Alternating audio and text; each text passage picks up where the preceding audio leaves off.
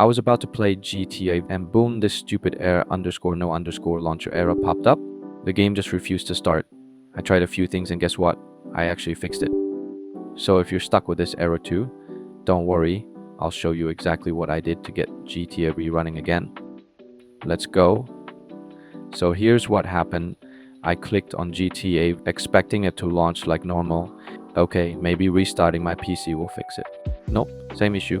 Look for a .bat file inside the folder. I wasn't sure what it would do, but I ran it anyway, and boom, it actually fixed the issue.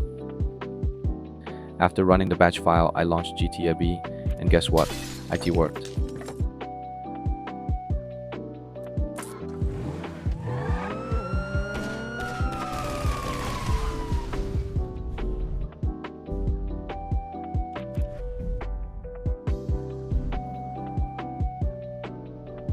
No more errors, no crashes, just straight into the game.s. So yeah, if you're getting this error, try this method. It worked for me, and hopefully it'll work for you too.